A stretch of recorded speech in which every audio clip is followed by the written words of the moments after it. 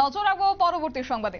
সাম্প্রতিককালে গন্ডাছড়া ছিল উত্তপ্ত, কেননা রীতিমতো আমরা দেখেছিলাম যে এক প্রকার সংঘর্ষের জেরে উত্তপ্ত ছিল। তবে তারই মধ্যে এবার সেই গন্ডাছড়ায় মূল অভিযুক্তকে এবার গ্রেপ্তার করা হয়েছে, গ্রেপ্তার করেছে পুলিশ। তবে সূত্রের খবর চলছে, জেরা করা হয়েছে ইতিমধ্যেই। তবে অগ্নিসংযোগের ঘটনায় তার হাত রয়েছে বলেই জানতে পেরেছে পুলিশ। সূত্রের খবর, মূল অভিযুক্তর কল ডিটেলস খতিয়ে দেখছে পুলিশ। গন্ডাছড়ায় মূল অভিযুক্তকে আটক করেছে পুলিশ। বিস্তারিত জানবো, আমাদের সাথে রয়েছে প্রতিনিধি সুপ্রীতি মুখার্জি।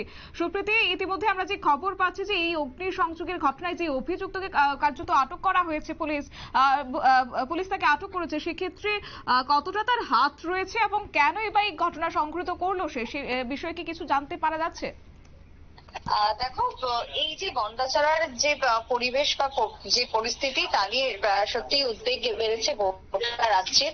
ইতিমধ্যে বিরোধী রাজ্য গন্ডাছড়ার এই পরিস্থিতিকে সামনে রেখে সুর চড়িয়েছে, একেবারে সংসদে যাওয়ার মতনও কিন্তু বার্তা দিয়েছিলেন কংগ্রেসের পক্ষ থেকে গৌরব গগৈ।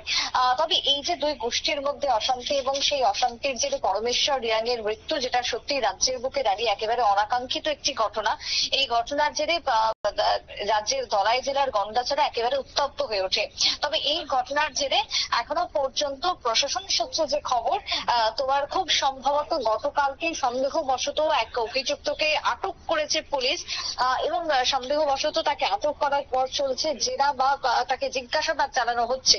তবে এখনো পর্যন্ত নিউজ ভান্ডারের পক্ষ থেকে বহুবার আমরা যোগাযোগ করার চেষ্টা করছি প্রশাসনের সাথে, কিন্তু কোন রকম ভাবে তাদের পক্ষ থেকে কোনো উত্তর বা প্রতিউত্তর পাওয়া যায়নি, যার ফলে খুব একটা বেশি আমাদের পক্ষ সেই সম্পর্কে খোঁজ নেওয়া সম্ভব হচ্ছে না। কারণ প্রশাসন কিন্তু একেবারেই মুখ খুলতে নারাজ এই ঘটনাকে কেন্দ্র করে। তবে এখনো পর্যন্ত ধলাইয়ের পক্ষ থেকে ধলাই প্রশাসন এবং তার সাথে তোমার রিএম যে খবর জানিয়েছে, তাতে করে গতকালকে সম্ভবত আটক হয়েছে অভিযুক্ত এবং সেই জায়গায় দাঁড়িয়ে তাকে গন্ডাছড়া থেকে নয়, খুব সম্ভবত তাকে গন্ডাছড়ার বাইরের কোনো একটি জায়গা থেকে আটক করা হয়েছে এবং তারপরে চলছে তাকে জিজ্ঞাসাবাদ।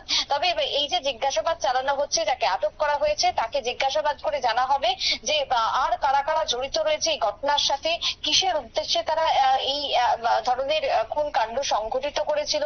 বা ধরো এই যে পরমেশ্বর রিয়াং এর মৃত্যুর পর তোমার যদি দেখি, এই যে আগুন জ্বলেছিল, এই যে বাড়িঘর পুড়িয়ে দেওয়া হয়েছিল, দোকান বাড়ি সর্বত্র আগুন লাগিয়ে দেওয়া হয়েছিল, সেই আগুন লাগানোর জন্য কিন্তু পেট্রোল কিনতে একটা ভিড় লক্ষ্য করা গিয়েছিল পেট্রোল পাম্পগুলিতে।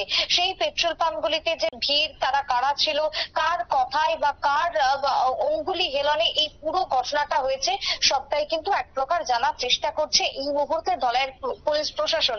তাই জন্য জিজ্ঞাসাবাদ চালানো হচ্ছে বলে এখনো পর্যন্ত খবর। তবে ঠিক কিভাবে তাকে জেরা করা হবে বা এই ঘটনার সাথে আর কেউ গ্রেফতার হয়েছে কিনা, এখনো পর্যন্ত কিন্তু কোনো কিছু জানা সম্ভব হচ্ছে না প্রশাসনের পক্ষ থেকে। তবে এখনো পর্যন্ত তোমাকে এটুকুই বলতে পারি, একদিকে যখন তোমার আটক করা হয়েছে, এক অভিযুক্তকে জেরা করা হচ্ছে, তাকে জিজ্ঞাসাবাদ চালানো হচ্ছে যখন, ঠিক অন্যদিকে যদি বলি দেশব্যাপী যে নিরাপত্তা, সেটাও কিন্তু এখন এক প্রকার চ্যালেঞ্জের মুখে দাঁড়িয়েছে।